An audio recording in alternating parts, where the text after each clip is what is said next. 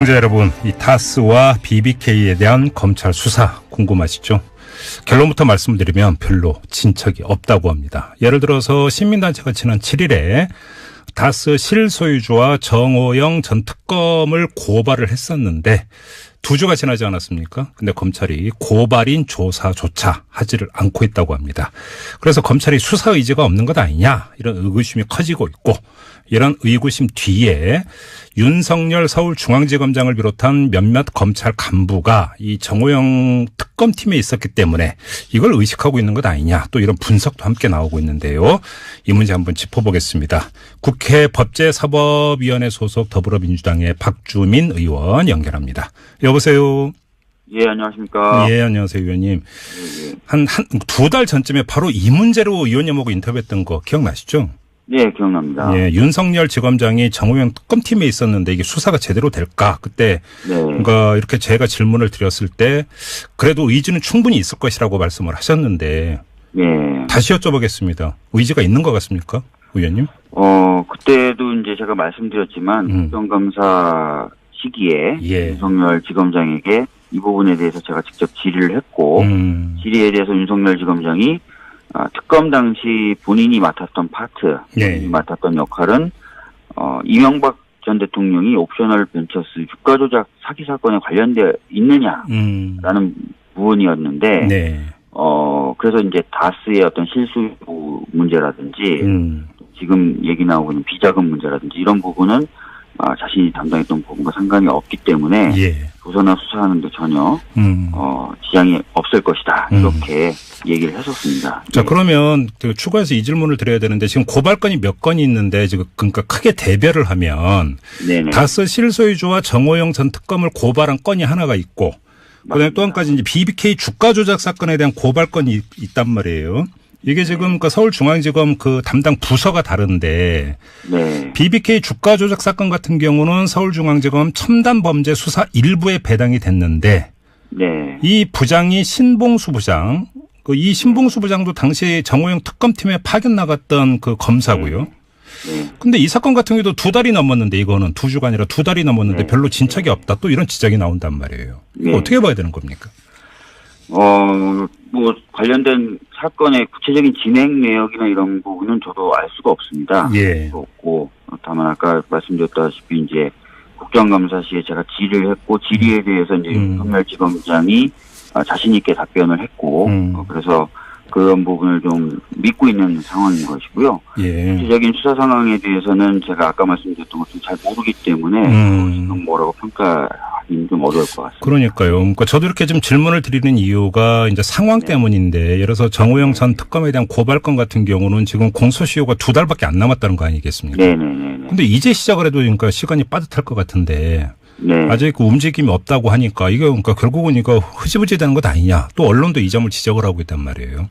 예, 사실 뭐 지금 정호영 전 특검에 대한 그 고발한 내용이 이제 특정범죄 가중처벌법 중에 이제 직무유기 관련된 부분인데요. 네. 이 부분은 이제 공소시효가 2달 정도 남은 것 맞습니다. 그래서 속도를 내긴 내야 되는데, 시민단체 분들께서 이제 문제 제기하시는 부분은 고발한 지 한 2주 정도가 돼가는데 고발인 조사를 안 하고 있다라는 부분이에요. 원래 수사 시작이 이제 고발인 조사부터 시작이 되는 거잖아요. 네네. 그렇지만 이제 고발인 조사를 하기 전에 기록 검토라든지 법리 검토라는 걸 하게 돼 있습니다. 예예. 그래서 고발인 조사가 이루어지지 않고는 있지만 검찰 입장에서는 기록과 법리에 대해서 검토를 하고 있다라고 지금 얘기를 하고 있기 때문에. 그 검찰 답변이 그렇습니까? 예. 그리고 저도 이제 과거에 그 변호사 시절에 보면은 고발인 조사가 뭐 신속하게 이루어지는 경우도 있지만, 뭐 한참 걸리는 경우도 있긴 하죠. 네. 있었습니다. 예예. 그러니까 단순히 지금 고발인에 대한 조사가 늦어지고 있다고 해서 바로 그것이 수사 의지가 없는 것으로 연결될 수 있느냐에 대해서는 조금 더 살펴보는 것이 좀 필요하지 않나라는 생각이 들고요. 특히 이 사건의 경우에는 이제 고소인 조사도 아니고 고발인 조사거든요. 그렇죠. 네. 관련된 그 내용들을 보면은 고발인들도 언론에 보도됐던 내용들을 근거로 고발장을 작성한 것입니다. 그래서 물론 그런 고발을 폄훼하는 건 아닌데 이미 이제 그 고발 내용들은 언론 보도도 다 검찰들도 파악하고 있을 것으로 보여지기 때문에 고발인 조사가 반드시 선행돼야 된다거나 예. 또는 굉장히 큰 비중을 갖고 있다거나 예. 이렇게 좀 보기도 좀 어려운 부분이 있긴 있습니다. 그런데 다시 한번 말씀드리지만 공소시효 자체가 얼마 안 남은 것은 명확한 사실이기 때문에 예. 자체에 속도를 내야 된다는 부분에 대해서는 그러니까요. 충분히 합당한 지적이라고 생각합니다. 또 일각에서는 이런 분석을 하더라고요. 그러니까 윤석열 지검장이라든지 신봉수 부장이라든지 또 이제 박정식 네. 부산고검장 이 고검장은 네. 이제 그 당시 특검팀 다스팀의 팀장이었다고 하는데 네.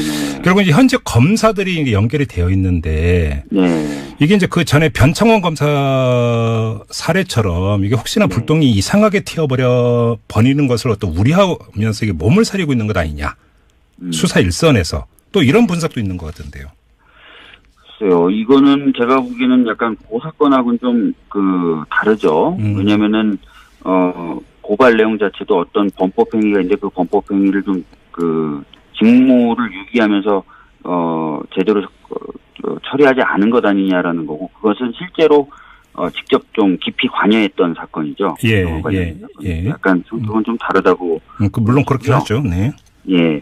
그리고 만약에 이제 이런 부분에 대해서 검찰이 적극적으로 방어를 하려고 한다면은 조직을 방어한다거나 좀 관련자를 방어하려고 한다면은 사건 조사를 좀 세게 하면서 실제로 조사해 봤더니 관련이 없더라. 이렇게 결론 내는 방법을 보통 왔단 말이죠. 상식적인 얘기죠, 사실은. 예. 그런데 지금의 모습은 오히려 이제 그런 측면의 어떤 모습이 아니라 좀 시간이 걸리는 것 아니냐, 속도가 안 나는 것 아니냐라는 것이기 때문에 오히려 만약에 그런 방식을 선택했을 때 국민들의 눈총이 더 따가워지겠죠. 속도가 늦고 아예 안 하는 식이 돼버리면요. 그래서 검찰이 만약에 진짜 은폐하거나 관련자들을 보호하려면은 수사를 하는 척하면서 그죠? 하는 척하면서 해봤더니 아니더라. 뭐 이렇게 얘기가 나와야 될 텐데 좀 그런 건 또 아닌 것 같아서 좀 지켜볼 필요는 있을 것 같아요. 그러니까 지켜보다가 좀 답답해서 그런지 그 일각에서는 또 어떤 주장이 잠깐 나온 적이 있었냐면 특임 검사라고 하면 어떻겠는가라고 하는 아이디어 차원에서 얘기가 나온 적이 있었는데 시간이 촉박해서 이건 거의 어려운 카드라고 봐야 되는 거겠죠. 특임 검사를 하게 될 경우에 지금 방금 말씀하셨던 것처럼 특임 검사에 대한 지명 절차가 있어야 되고 또 특임 검사는 사실상 이 사건과 전혀 관련 없었던 사람이 맡아서 해야 되는 것이기 때문에 그러니까요. 기록 검토라든지 사건 검토를 처음부터 다시 해야 됩니다. 그래서 공소시효가 이렇게 임박한 사건에서 쓰기에는 적절하지 않은 방법일 수도 있습니다. 예. 그래요. 알겠습니다. 아무튼 의원님의 지금 이제 이 답변의 맥락은 검찰의 수사 의지에 대해서 아직 의구심을 품을 그런 단계가 아니다라는 이런 말씀인 걸로 중간 정리를 좀 해야 될 것 같네요. 예, 그렇지만 분명히 좀 말씀을 드리는 거는 정호영 전 특검에 대한 공소시효가 얼마 남지 않은 건 명백한 사실이기 때문에 검찰도 불필요한 오해를 피하기 위해서 그리고 또 실체적 진실을 규명하기 위해서는 속도를 내야 되는 건 분명합니다. 알겠습니다. 분명한데 지금 단계에서 수사 의지가 없다라고 바로 결론을 내리기엔 조금 애매한 부분이 있다 정도로 좀 이해해 주시면 좋을 것 같습니다. 의원님 연결한 김에 법사위 관련 현안이 여러 가지가 있는데요. 짧게 좀 여쭤보겠습니다. 어제 법사위 전체회의 열렸는데 임종석 청와대 비서실장의 아랍에미리트 행위 이게 야당 의원들에 의해서 이게 집중 질의가 되던데 이거 어떻게 된 얘기? 이게 왜 법사위에서 얘기가 되는 거죠? 사실 어제 그래서 관련돼서 좀 논쟁이 있었는데요. 법사위의 원래 권한은 타상임위에서 논의되어서 왔던 법안의 체계와 작구를 심사하는 것입니다. 그렇죠. 그런데 이제 장관들이 이제 참석할 경우에는 관련돼서 이제 현안 질의를 하기도 합니다. 그런 내용이 아예 없는 건 아닌데 어제 좀 문제가 됐었던 것은 현안 질의를 한다 하더라도 원래 이제 법사위가 자신의 기능을 하면서 이제 현안 질의를 좀 곁들이는 식으로 해서 균형을 좀 잡아야 되는데 최근에 지금 법사위에 대한 비난이 좀 강하죠. 왜냐하면 법사위가 자신의 역할을 좀 안 한다는 겁니다. 법안에 대한 심의와 본회의로의 작업을 좀 등한히 한다는 건데 그런 비난을 받고 있으면서 법안에 대한 심의보다는 현안 질의에 더 집중하는 모습이 좀 벌어져서 조금 그런 부분이 좀 부적절한 것 아닌가라는 논쟁이 좀 있었습니다. 예. 알겠습니다. 그것과는 별건으로 여당 의원 아니십니까? 네네. 어제 논란이 됐던 임종석 실장의 아랍에미리트 행에 대해서 들으신 얘기가 있으십니까? 저는 뭐 특별히 그거 관련돼서 들은 얘기는 없습니다. 예. 그래요. 알겠습니다. 그냥 궁금해서요. 하나 더. 네. 공수처 네. 설치법은 어떻게 되고 있는 겁니까?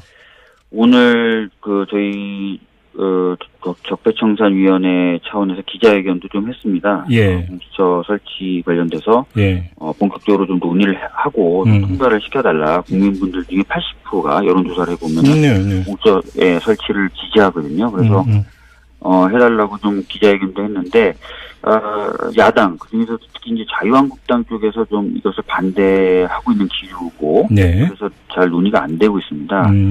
저희들로서는 최대한 협상과 협의를 해보고요. 예. 안 되면은 보다 좀 적극적인 방안도 좀 고민해야 되는 것 아니냐 이런 얘기들을 오늘 좀 나눴습니다. 적극적인 방안이 어떤 게 있을 수가 있나요? 신속 처리 안건 지정. 예. 방법이 있거든요. 근데 신속 처리 안건 지정을 해도 거의 1년 가까이 걸리잖아요, 사실. 이게 법사위에 있는 거기 때문에요. 예. 예, 다른 타상임위에 있는 법의 경우에는 해당 상임위에서 180일, 법사위에서 90일 이런 식으로 가는데요. 네. 법사위에 있기 때문에 180일만 포함하면은 본회의 60일 포함해서 240일 정도면 올라갈 수 있습니다. 그래도 반년이네요. 그래도 반년. 예. 그래도 반년이지만 지금처럼 논의가 안 되는 것보다 낫지 않냐. 그러면서 오늘 해봤습니다. 알겠습니다. 이에 대한 판단은 이 방송 들으시는 우리 애청자 여러분, 국민 여러분이 내려주시기 바랍니다. 더 이어가기도 힘드네요. 자, 의원님 말씀 여기까지 들을게요. 고맙습니다. 예, 감사합니다. 네, 더불어민주당의 박주민 의원.